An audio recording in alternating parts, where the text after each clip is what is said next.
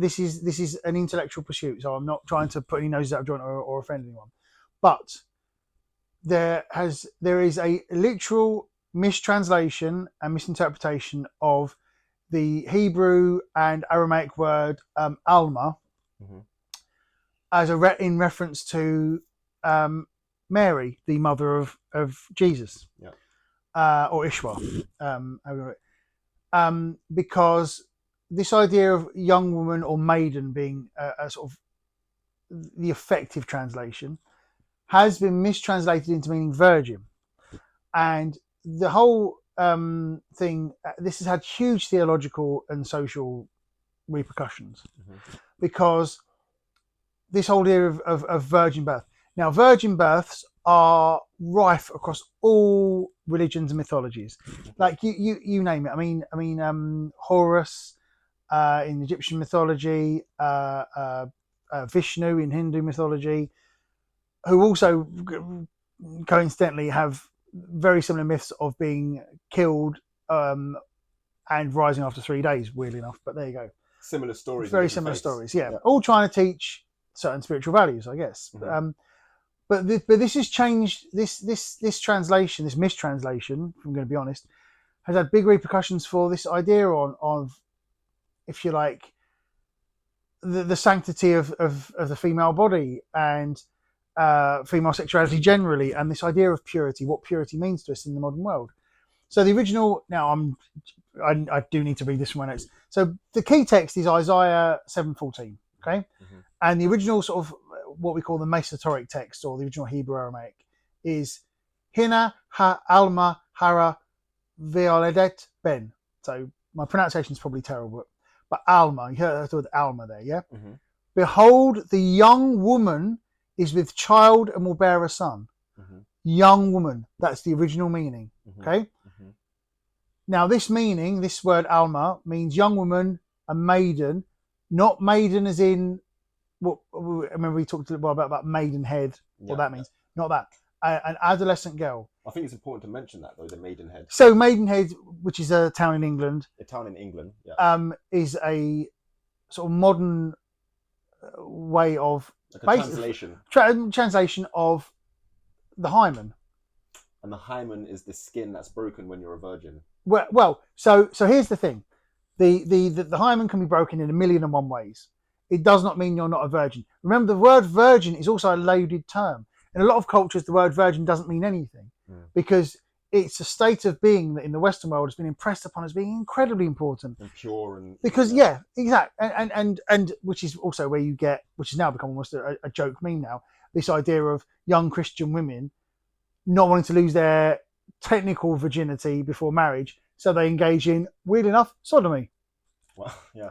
You know, because they have a sexual outlet, they have a sexual need. And but that way, then they're still virgin. They're still virgin by this very sort of broken, dysfunctional ideology. Well, and sort of deterministic definition of the word, because it's this state of this illusion of this state of purity, and this illusion of the idea of well, you just not. There's something you haven't done. You know. So the key word is almah. Okay, like I said, it does not mean in Aramaic or in Hebrew virgin. Okay, it's not a technical term for virginity at all. It's a mistranslation. It's a cultural warping of the word. And here's the funny thing. So the actual word in Hebrew that would have meant what we consider virgin is a word called betula. Which is a completely different word with a completely different root. They were referring to her innocence in the spiritual sense, her purity in the spiritual sense. Because when you think about it logically, and again, I'm not trying to cause a fuss here, but what's God going to be? Now, I can't speak for God, absolutely not. But based on the sort of pattern of God's, if you like, personality, is God going to be concerned about this finite bit of flesh that we live in, that is a vessel to carry a soul which goes to heaven? Is God going to be concerned with the purity of the physical flesh if you like. And I say purity using their terminology, not what I would consider purity. Because I think you can be absolutely spiritually pure and have sex with hundreds of people. Yeah. You know? Everything can change in a moment, and Exactly. Or is God going to be concerned with, I'm just using the logic of the Bible here, would God be more concerned with, right, is this a good person? Is this person's soul pure? Yeah. Their heart, their intentions, Yeah, their exactly. love for others. Exactly. Yeah. Because remember, Mary at the time that she was impregnated by God, whether it was the Holy Spirit or Archangel Gabriel was the vessel, whatever it was, she was married, consensually, more or less, married. And I say more or less because our idea of the marriage contract is very different in those days. So that's all I'm saying. Yeah, different times. Okay. What we do know is that Joseph was a lot older than her. Okay. But the fact of the matter is she was a married woman. Now, the idea that they've been married and not engaged in carnal intercourse, to the modern ear, sounds ludicrous. To the people in that society, again, it would have been fairly ludicrous. You know, and I'm not even going to get into the whole thing about them going to Bethlehem for the tax returns. That's nonsense. So we'll leave that. But here's the thing: the Hebrew Bible was translated into Greek, what's called the Septuagint, around the 3rd century, give or take. Almah then gets translated into the Greek, a word Parthenos, which means virgin. Very different from meaning a young woman or a maiden. Okay.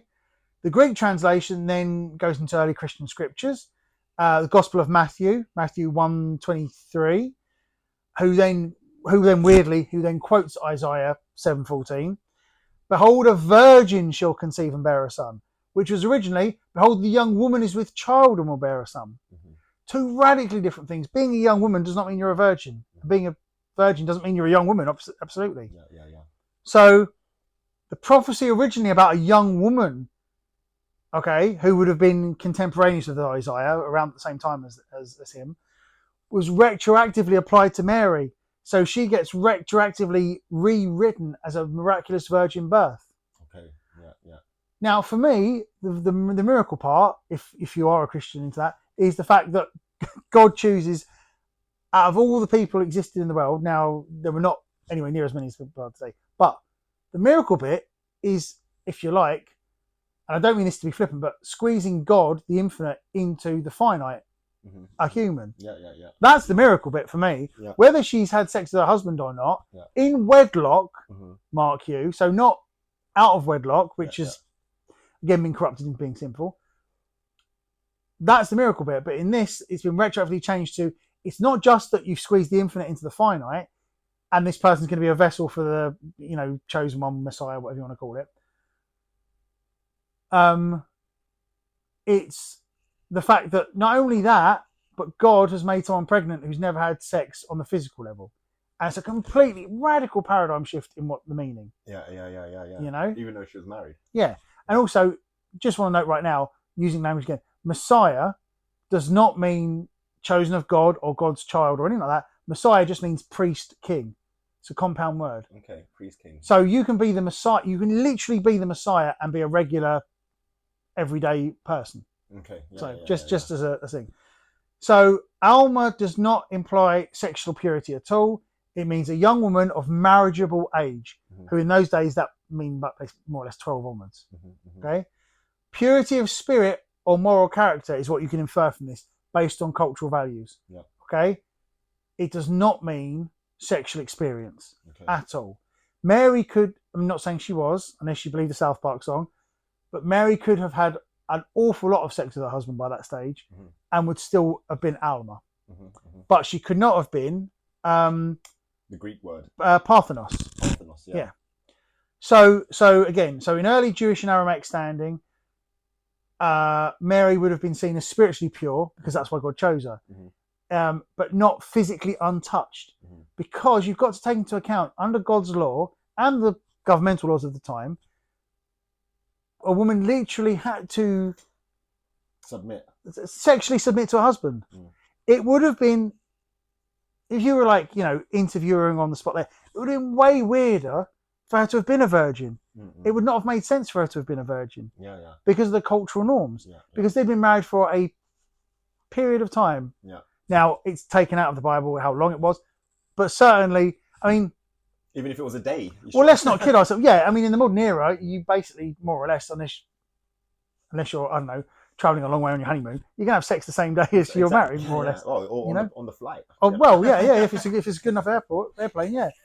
So this is the thing. This idea has been crystallised through Greco-Roman and Holy Roman interpretations of almah to parthenos. Yeah. And this idea that up until that point, virginity did not equal spiritual worth. Mm-hmm. Past that point, virginity is automatically translated as spiritual purity, spiritual worth. Wow. Okay. Yeah. Before that, shift. Yeah. Before that wasn't the case at all. Now, obviously, we're not going to look at prostitution here and things like that, and courtesans, things like that. That was a slightly different thing, because there was a massive difference between a courtesan who would have had high social standing and would have been almost like a priestess of sex, because sex was a sacrament. Mm-hmm. Before Christianity, in a lot of cultures, sex was a sacrament. It was a holy writ, a holy passage. Yeah. After this, and this mistranslation, it's spiritual worth, virginity and spiritual worth are one and the same, more or less. Yeah. Exactly. And that's been pervasive and carried on in other Abrahamic religions. And it's a bit of like, I don't know if the word's a juxtaposition or it's just a contradiction, considering the very act of sex is the reason we're alive and everything's here. But then you're not spiritually pure if you've done it. Yeah, because it ties into... All our parents are no longer spiritually pure, everyone on the planet. Exactly, and dogma and original sin and all that stuff. Now, coming on to that, it was only in like the 15th century that Catholic priests, because remember, up until 1555, there was just Catholicism, meaning, because Catholicism or Catholic means universal. There was no Protestantism. That wasn't until 1555 and Luther and the German princes. But that's a conversation another time. But the fact is, up until roughly that point, Catholic priests were allowed to marry and have kids. Wow. It was only this idea of, right, we've got to reinforce and practice what we preach. We're going to artificially change the rules so that now, if you give your life to God in that way, even if you're male, no sex. Wow. So that's a lot of years where it was allowed. It is a universe, like, Nichiren, the founder of, Buddhism in Japan, he didn't have sex. I think there's a quote where him like, no fish, no fowl, no like engagement in that sense. So like there is a concept even in like Asia that, to remain close to God, you was abstinent or celibate. Yeah, it's this idea of not identifying with the flesh. Okay, that's better. Yeah, to the point where you would have, certain ascetics would physically, what we call birch themselves. They'd whip themselves and put their bodies through pain so they don't identify with it. Lie on a bed of needles and stuff exactly, like that. Exactly. And like Shakyamuni sitting there for so long doing things like to almost break the body so that the spirit can come out somehow. That was that kind of concept, wasn't it? Yeah, exactly. Which is, again, a paradigm shift from other areas where, for example, Epicureans in ancient Greece who believed that, you should treat the body well, and you should indulge in the pleasures, not to the point where that takes over your identity and existence. But the idea being, you would, let's say you train really hard for a race. Yeah. So you're going to put yourself through some pain and all that stuff. Yeah, and then afterwards you enjoy the pleasure and you have a nice meal and exactly. It's a bit like the idea in Buddhism where we say earthly desires lead to enlightenment. Yeah. So like not to deny the earthly things and what we feel in our sexual desires, but to engage in it in a balanced kind of way. In a balanced way. I mean, the Greeks called it the exercise of vital powers. Oh, powerful, yeah. And that's not just the physical powers, but the intellectual powers and things like that as well. Mm-hmm. Moderation and balance. Mm-hmm. So this basically, so we now have this doctrine, the perpetual virginity of Mary, which is a huge thing in Catholic and Orthodox theology. This idea, taken to its, what I feel is a you could look at as a ludicrous extreme, because that purports this idea that not only was Mary a virgin when she was impregnated by God. Afterwards, her and Joseph, for the rest of their earthly lives, never had sex either. Yeah. Now, it's not anywhere in the Bible. There's nothing in the Bible that says they didn't afterwards. In fact, there are some passages in the Bible which still pertain to this idea that Jesus had brothers. Wow. Now, some people take that as friends. Yeah, the brotherhood of humanity, the brotherhood of the disciples. The brotherhood of humanity. But no, this is my brother, bro. Yeah, exactly. But at the same time, some of those sentences don't really hang together, even in the modern sense. Okay. It's that. Yeah. And again, this has led to all kinds of, now this isn't a purely Christian, but the idea of female genital mutilation, the cutting of the rose, female circumcision, is this idea of purity thing. This idea that as long as the woman's not enjoying sex, she's just a vessel for the man's pleasure, then she's still somehow pure. Wow. And that goes off massively in like Nigeria and countries exactly. in Africa. So that's all based also in the mistranslations of the Bible. Well, not just that, but that's part of it. Part of their justification for whatever fucked up shit they're doing. Because this idea of female purity is a matter of the flesh, not of the spirit. Or pleasure as well. If they enjoy it, it's still sinful. Yeah. So like, let's have sex with them, impregnate them, but fucking don't let them enjoy it. Because if they enjoy it, they're indulging in the sin. Jesus. And it's this backhanded patriarchal evil, because it's the idea of no, we're protecting you. If you don't enjoy sex, you're still pure on some level. Imagine how many nuns have been raped by priests under that kind of like, I'm going to do this now and you're going to hate it. Yeah. But I'm pure and you're still pure afterwards. Yeah. Well, I mean, not to sort of be flippant, but there were an awful lot of Vikings who were more inclined towards men and would go after monks when they invaded England. Monks? Like what kind of monks? Male monks, male Christian monks in England. Monks. Yeah. Why? It's because that meant that they liked men. Just because they liked men. Because the monks liked the men. No. Because the Viking invaders did not just go after. This is a common misconception. Viking raiders who would pillage the churches didn't just go after nuns for sexual gratification. They went after male monks as well. Okay, yeah. So, and the Vikings are what we consider to be alpha male warrior. Yeah. This idea of this sort of, to use a Spanish word, this macho kind of thing. Family man, woman. Yeah. And it's not true at all. Wow. It's not true at all. Okay. Yeah. So an awful lot of evil has come out of this mistranslation. Now, if you want to believe she was a virgin, more power to you. If that's but this idea of oppressing females because of this, what I think a lot of people forget, and especially a lot of Christians, is that if you're going to regard Mary in this light, she's the exception. Mm-hmm. She's not the rule. Mm-hmm. This idea of her being untouched to receive God's perfect semen, if you like, she's still the exception. Mm-mm. Her purity comes about because she was a 1 in a trillion kind of. Yeah, and she was carrying, the Son of God, as the Bible has it. Mm. Other people aren't doing that. So this idea of female purity and sexual purity being spiritual purity is complete nonsense. Mm-hmm. Because if you go by that rationale, then so by that rationale, if you are let's just stick with a woman for the sake of this. If you're a woman and you've engaged in nothing but anal sex your whole life, and let's think about a thing of like your hymen's still intact, or you've never received penetrative vaginal sex. You've never had a biological penis inside your vaginal area. I don't know why I said area then. But you're still considered pure in this sense. You're still going to get through the gates, the pearly gates. Yeah. Even though the sexual act is a 100% requirement for the human race to persist. Yeah. So it doesn't really hang together. No. But like I said, if you want to believe Mary was a virgin, knock yourself out. Mm-hmm. But this idea, if you're taking that from the Bible, that is a literal mistranslation and a cultural misappropriation of that word. Now, I'm not saying she wasn't spiritually pure. I didn't know her. I'm not saying she wasn't even what physically is considered virgin, because I didn't know her. Mm. All I'm talking about is the language here. Yeah. The language here is telling us a very different story. And what a lot of people don't remember is that the Aramaic culture, the early Romance languages, ancient Greece, ancient Rome, not what we were like today. We've got a lot of commonality, but that part, the sexuality part, was radically different. Okay? And it's not, people were not perceived sexually in the way we are today. Mm-hmm. I mean, just from any other point of view, life was a lot cheaper in those days. You got a cut on your hand. Chances are you're going to get infected and die. Yeah. You drank the wrong bit of water, you're dead. Yeah. There were no antibiotics, things like that. Life was a very different balance of equations in those days. Yeah. And so it's really important to take that into account, especially when we're persecuting someone for not believing the same thing.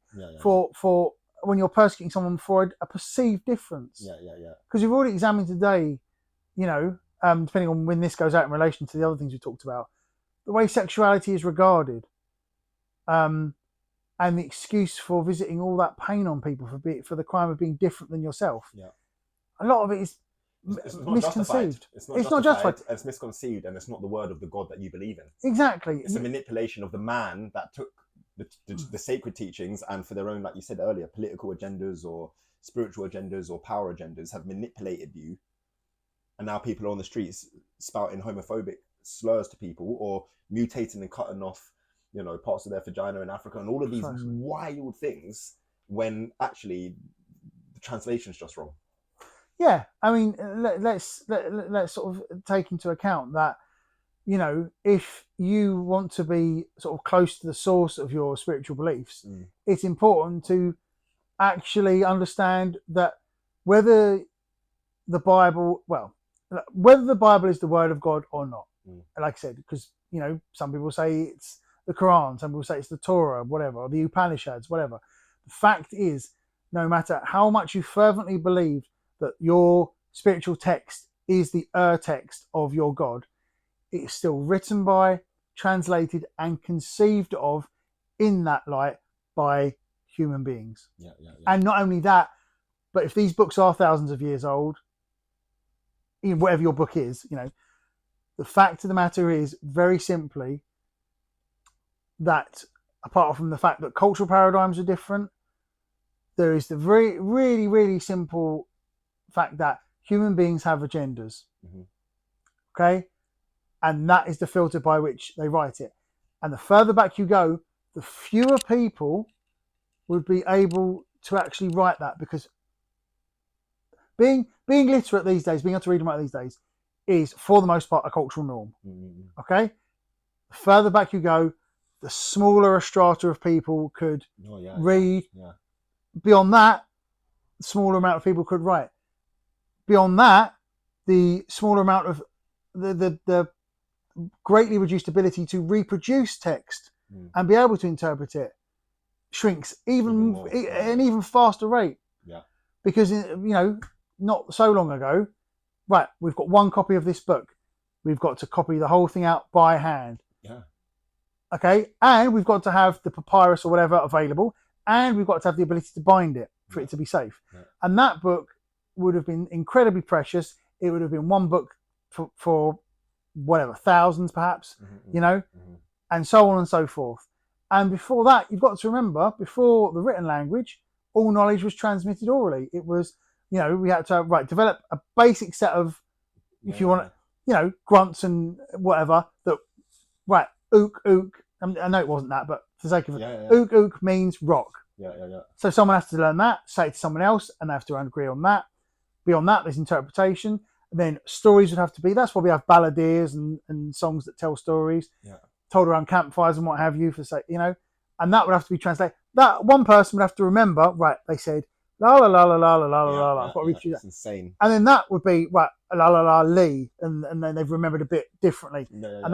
And then same thing applies to writing. And as we've talked about today and on previous videos, how you write down a word, you know. So again, we've got Parthenos and Almah, both pointing to the same person in the same story, same scripture, in the same time, meaning two radically different but connected things.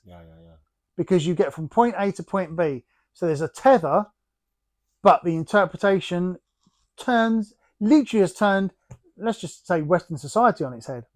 You know? And like, but not just Western society. In Russia, you've got the Orthodox Church, which is very orthodox. And, you know, and whenever you've got orthodoxy, chances are they are very selectively choosing the most punitive text available version of. What do you mean by punitive? As in punishing, as in like they would take the version of this that says, right, no, she is a virgin. She was untouched. Okay. When we talked about the most non-logical version, rich and mystical. I mean, version. Logical if you want to be a dictator, perhaps, but you're absolutely right. I mean, when we talked about Leviticus in the other video, basically the most punitive version is the King John. The King James, and all the subsequent ones that went to say homosexuals, sodomites, homosexuals.